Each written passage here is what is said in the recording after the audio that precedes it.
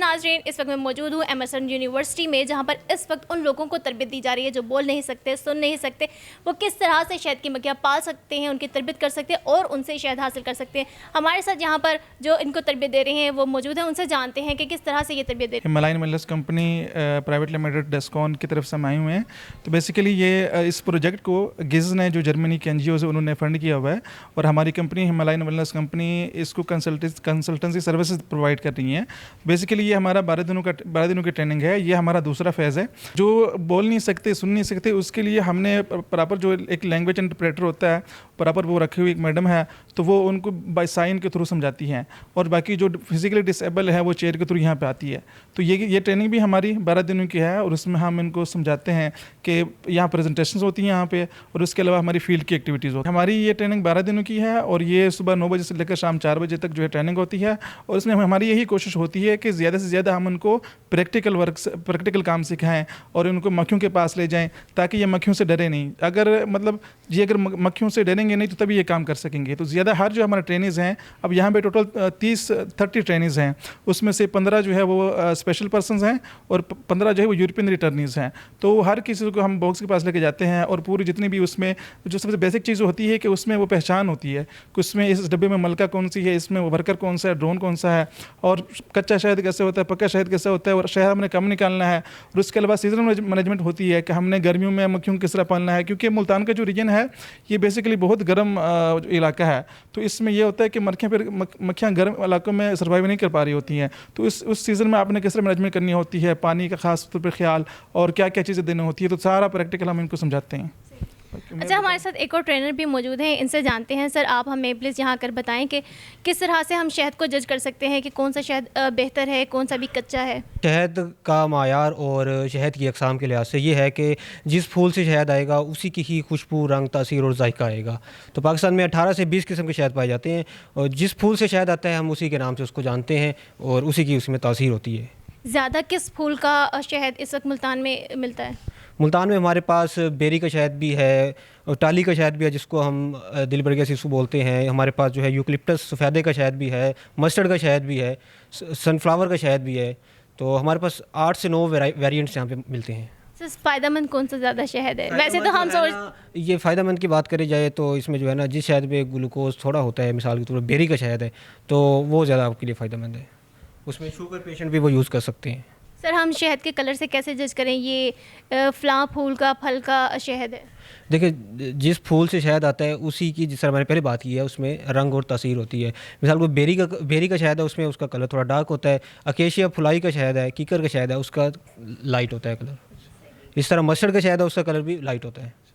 मैं इसमें ऐड करना चाहूँगा, मैडम ने पूछा है कि असल और जो है 2 नंबर शहद में हम किस तरह पहचान कर सकेंगी।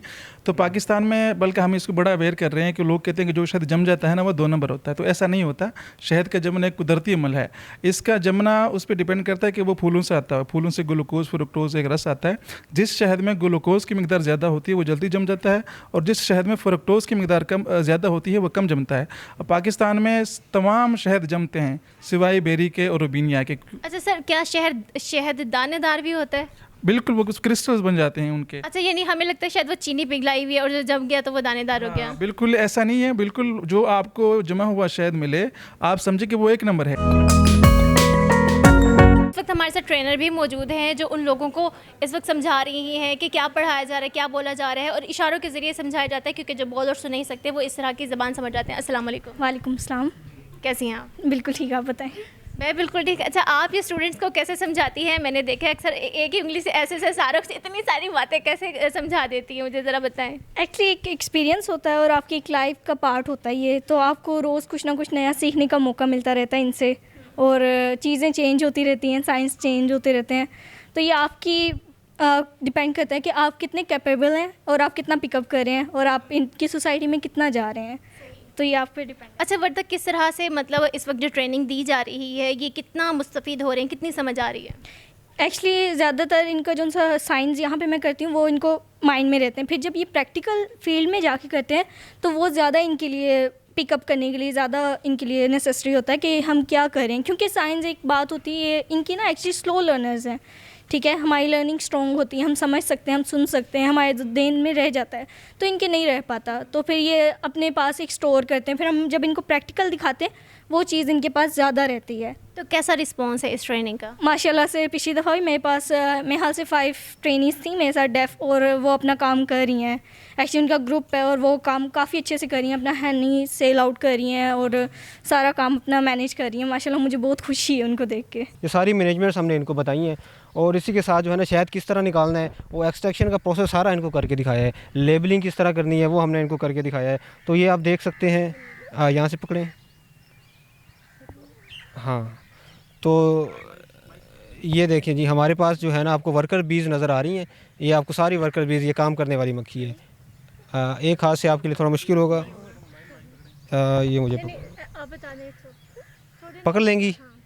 हाँ जी, तो हमारे पास जो है ना अपना 11 फीमेल्स हैं, जिनमें से 5 हमारे पास डेफ हैं। तो वो सारी जो है ना हमने, क्योंकि इनकी वो सलाहियत नहीं है, हमने इनके लिए एक टोकन बनाए हैं जिसमें हमने लिखा है कि ये शहद का फ्रेम है, ये उसका है। तो उस हिसाब से ये जो है ना अपना मैनेज कर रही हैं। शहद की मक्खियाँ कैसे पाली जाती हैं उसके बारे में ट्रेनिंग दे रहे हैं, कि हम लोगों को सिखाया जा रहा है कि किस तरह हम इनको प्रोटेक्ट कर सकते हैं। हार्ड क्लाइमेट हो, समर सीज़न में, स्प्रिंग सीज़न में किस तरह हम इसको प्रोटेक्ट कर सकते हैं। जी बिल्कुल, यहाँ पर जो स्टूडेंट्स मौजूद हैं जो बोल नहीं सकते, सुन नहीं सकते, उनका कहना है कि ये जो इनिशिएटिव लिया गया है ये बहुत ही मुफीद है। इस तरह से ये भी अपनी अर्निंग कर सकते हैं। कैमरामैन अद्दा सुल्तान के साथ फ़ज़ा हुसैन, SG न्यूज़ मुल्तान।